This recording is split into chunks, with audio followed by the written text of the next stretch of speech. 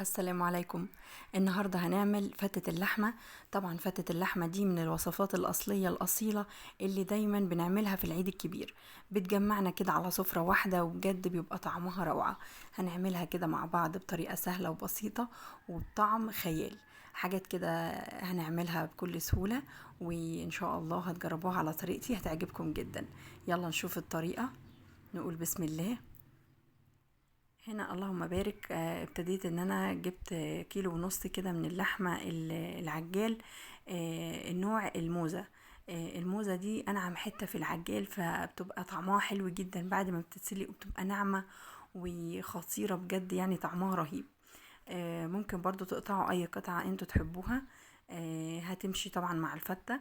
فهنا ابتديت ان الاول ان انا ابتدي اسلقها. جبت حلة وفيها مية، ممكن برضو تشوحوها. ضفت عليها بقى فلفل اسود وورق لورا وحبهان وكوبي بصيني وطماطمية كده مقطوعة نصين، والبصلة عندي هنا قطعتها كده 4 تربع بالشكل ده، وفي حبتين بقى من الفلفل. كل دي نكهات بتدي للشوربة طعم رهيب.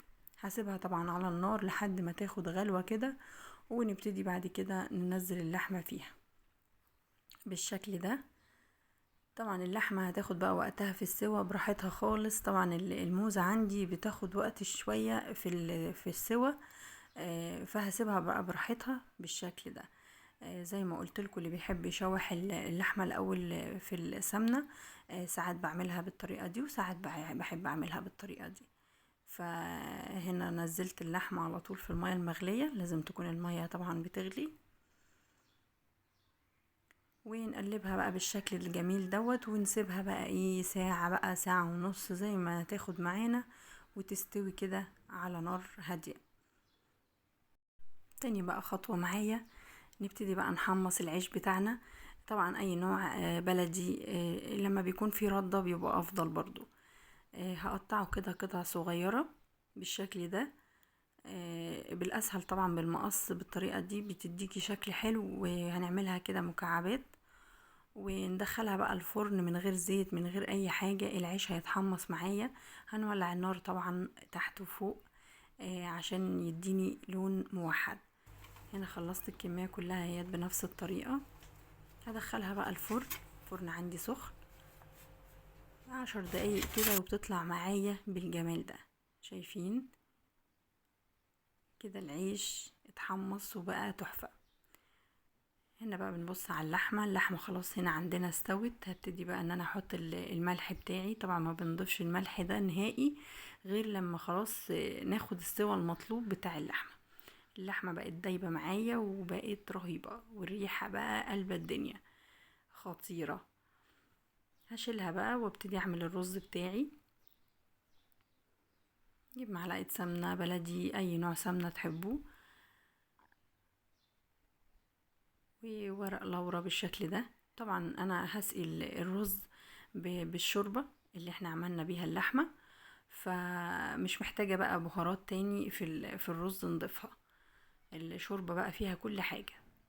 فنبتدي بقى نشوح الرز بتاعنا كده بالشكل ده، ونضيف عليه الشوربة بقى الخطيرة بتاعتنا ديت، تدي بقى طعم رهيب للرز.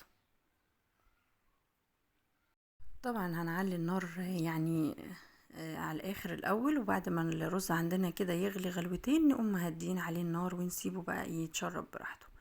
هنا حطيت طبعا بقى دي دقة الرز الجميلة.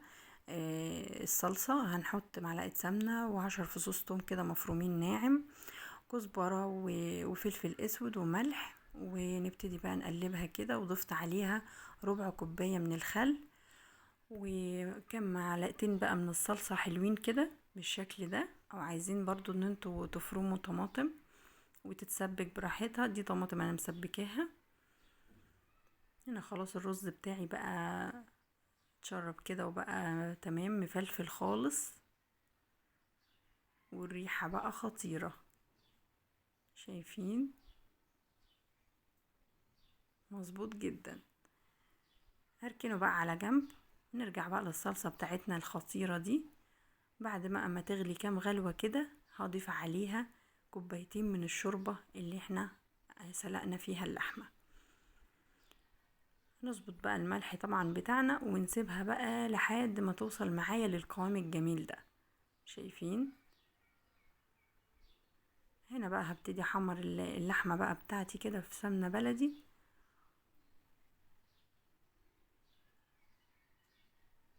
طبعا بقى تحمير اللحمة كده على وش الفتة بتديها طعم خيالي، فالافضل بقى ان انتوا تحمروها كده، هتديكوا طعم خطير.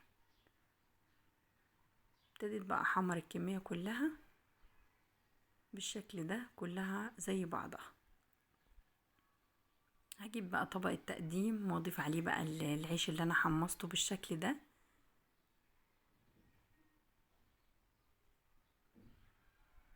هجيب بقى شوية صلصة كده من اللي انا عملتهم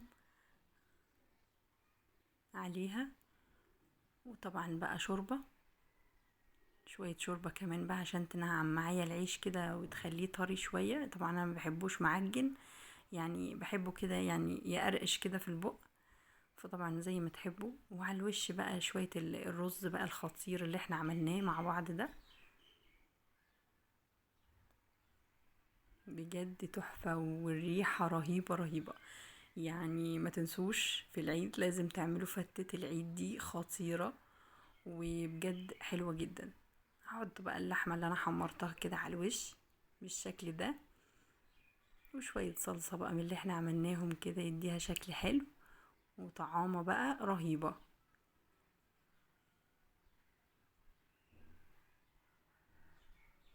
شوية كزبرة كده بقى على الوش بالشكل ده، وحقيقي هتاكلوا احلى فتة اليوم ده، يعني بيبقى خرافي.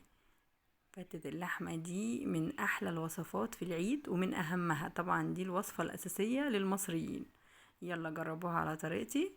باي باي.